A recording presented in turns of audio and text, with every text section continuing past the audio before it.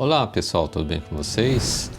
Não sei se vocês perceberam, mas eu estou respondendo algumas pessoas, né? Os comentários que vêm, pergunta que vem, então tem muita coisa aí que às vezes está um pouco meio parecido, mas é para poder estar tirando as dúvidas. E eu quero deixar aqui uma observação que se tiver alguns valores, né, que eu estou citando e essas informações que eu cito também, não são nada que foi pesquisado, né? Então não leve muito assim em consideração de ser alguma coisa exata isso, né? Isso aí é tudo uma média, é tudo das conversas que eu tenho, né, com o pessoal, né? Então tudo isso também vai depender da visão que essa pessoa com quem eu conversei tem, né? Pode ser que não seja uma realidade da grande maioria, né? Ele está falando da realidade dela, então alguns pontos podem divergir aí se você conversar com outras pessoas, né? Então vamos levar isso em consideração também. Aí me perguntaram aí sobre como que é o trabalho, né? Das pessoas, dos nativos aqui. Aqui a ideia mais ou menos que fica aí, pelo menos assim das empresas mais antigas, né, das grandes empresas, é que você vá trabalhar para a vida toda, né? É muito assim, é cultural isso aqui, né? Você sai da escola, né? Você se forma, aí você começa a trabalhar numa empresa e a tendência é você ficar nessa empresa até você se aposentar, né? E isso é o que acontece na maior parte aí das pessoas aí, pelo menos com quem eu converso é assim que funciona. Então as grandes empresas aqui do Japão, elas recebem todos os anos aí os recém-formados, seja nada de faculdade, né, de curso superior ou do ensino médio, porque tem gente que não quer fazer a faculdade, então ela já entra aí, né, no trabalho, na vida de trabalho. E então tem esses dois tipos de recém-formados que as empresas recebem todos os anos, né? E independente de que área, né, que a pessoa se especializou, se formou aí na faculdade, eles são considerados novatos e a tendência é que eles passem por todos os postos de serviço que possa ter dentro dessa empresa. Que o plano de carreira aqui eu não sei dizer se é um pouco diferente, né? Mas a avaliação é feita assim no geral, né? O funcionário vai passando em todas as áreas e conforme o funcionário vai se dando bem em determinada coisa, ele vai sendo direcionado, né, para onde ele se destaca, e para isso que justamente ele precisa passar por todos os setores. Aí ele começa nesse plano de carreira, que é para poder subir de cargo, vai sendo direcionado dessa forma. E essas empresas, assim, pelo menos as mais antigas, elas dão preferência aí para estar contratando recém-formados, né? Justamente por isso, porque já não tem nenhuma experiência anterior, não tem nenhum vício, né, de trabalho. Então, para ensinar essas pessoas é mais fácil. Então, por isso que existe essa preferência. Mas nada impede aí das empresas estarem recrutando pessoas que já vêm de outro trabalho, né? Mas como eu já citei em alguns vídeos anteriores, aqui no Japão existe aquela velha história, né? Se a pessoa não conseguir trabalhar durante 3 anos numa empresa, ela não é muito bem vista, né? Ela não passa uma segurança para essa outra empresa aí, para a qual ela está levando o currículo, né? Então elas também já ficam pensando, se não aguentou 3 anos no serviço anterior, talvez não vai aguentar 3 anos aqui também. E a tendência que o RH tem é de contratar as pessoas para que fiquem até elas se aposentarem, né? Elas querem isso, investir numa pessoa que fique trabalhando por anos para ela, né? Porque aqui, essa ideia aí de entrar no trabalho e ficar até se aposentar ainda é muito forte em várias empresas aí. Mesmo porque essas empresas dificilmente vai mandar alguém embora, sabe? Aqui no Japão não existe esse negócio aí de você ser despedido. Pelo menos até hoje, né? Em todo esse tempo que eu tô aqui, eu nunca vi nenhum efetivo, né? A gente tá falando de efetivo, que é diferente de temporário. O temporário ele é admitido e demitido do dia para noite, né? Mas o efetivo, né? Quem é Shain, até hoje eu nunca vi alguém ser despedido. Por mais que o cara não trabalhe bem, ele é tipo alocado em outro setor, tal, mas de ser mandado embora eu nunca vi. Eu já vi assim, tipo, ele sofreu uma pressão para que ele peça conta, né? Esse tipo de coisa eu já vi, mas assim, da empresa chegar e demitir, isso pelo menos eu não vi. Já as novas empresas já não pensam dessa forma, né? A visão já é um pouco diferente, já aceita contratar pessoas que têm outras experiências, independente do tempo ser longo ou curto, né? E também essa questão de dispensar também, ela existe, né? Então não é que ela vai entrar ali e vai ficar até se aposentar. Então tem esses dois tipos de empresas aí, pelo que eu andei aí conversando com as pessoas, né? E o que eu andei ouvindo dá para sentir essas diferenças, né? E voltando aí pro lado lá do funcionário, uma coisa que a gente percebe muito nos efetivos, né?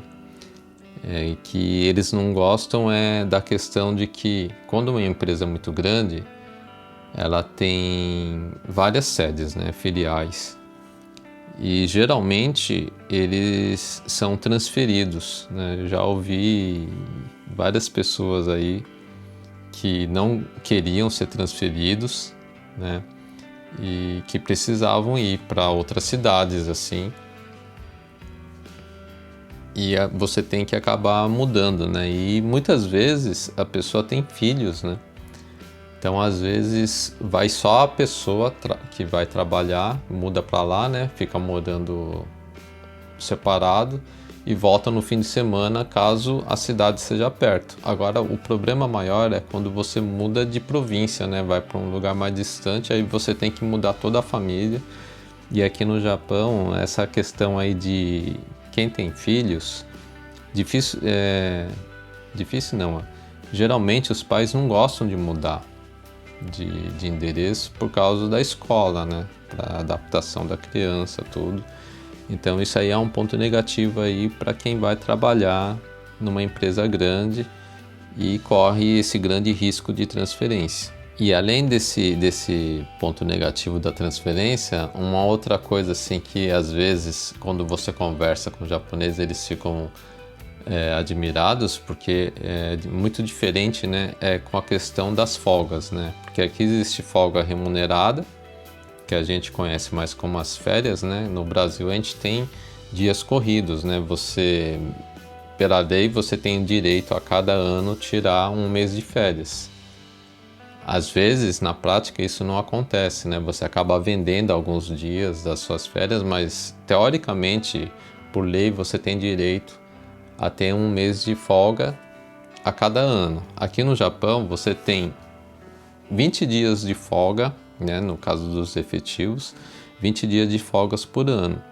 Só que esses 20 dias é diferente, não são 20 dias corridos, né? Você vai tirando, conforme a sua necessidade, você vai tirando o dia de folga.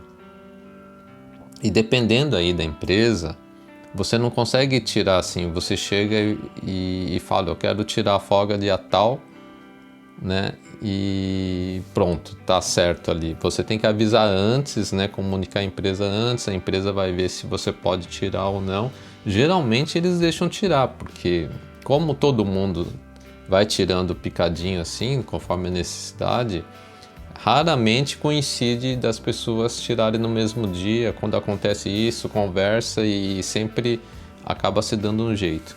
Mas é muito diferente nessa questão. Então, por exemplo, se a pessoa quer viajar, né? Geralmente ela faz o quê? Ela vai tirar uma folga na sexta-feira e uma folga na segunda-feira.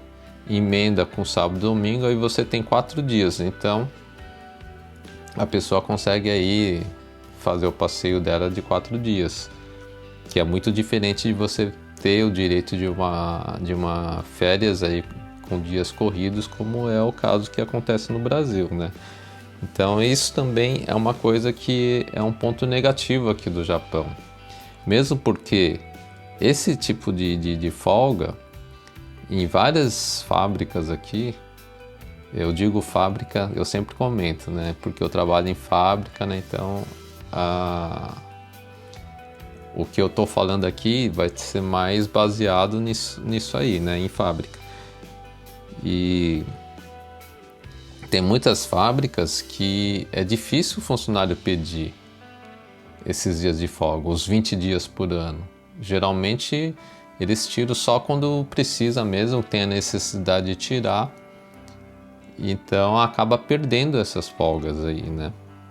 Você acaba abrindo mão, né? E não é igual ao Brasil, que você não tirou, você recebe em dinheiro o que não tirou. O que você não tirou, você acaba perdendo. Você não vai receber aí, né? Como no Brasil a gente fala, né? Vender os dias. Isso não existe aqui no Japão. E uma outra coisa, assim, que às vezes não é muito legal, por exemplo, a pessoa fica doente, né? Vai no médico, o médico vai lá e vai dar um atestado para a pessoa. Aí você leva o atestado para a fábrica lá e você vai ter esse dia de folga, vai receber, mas vai ser descontado desses seus direitos aí de 20 dias, entendeu? Não é como no Brasil que você vai levar o atestado e vai ser abonado esse dia, você vai receber. E, no entanto, você ainda continua com os seus 30 dias de direito de férias ali por ano. Aqui não. Você vai acabar utilizando esse dia, que é justamente as folgas remuneradas, né?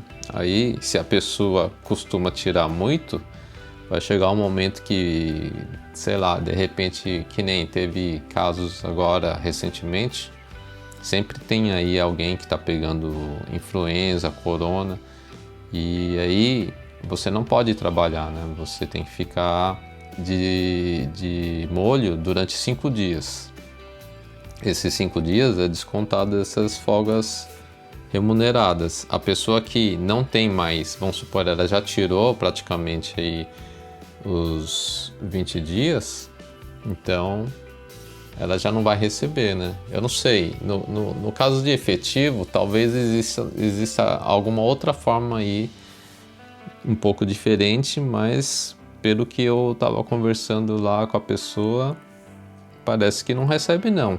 Eu ouvi um cara falando que não recebe, mas teve um outro funcionário que falou que tem além desses 20 dias, eles têm um outro tipo de folga remunerada, que é considerado de emergência, né? Então eu não sei se, dependendo do porte da empresa, existe isso mesmo, e ele acaba recebendo o dia também que folgar. Então isso aí é uma informação que eu não tenho muito bem certeza, mas assim, a priori seria isso aí. Você vai descontando desses dias que você teria como folgas remuneradas. É isso aí, pessoal. Hoje vou ficando por aqui, a gente se vê no próximo vídeo. Fui!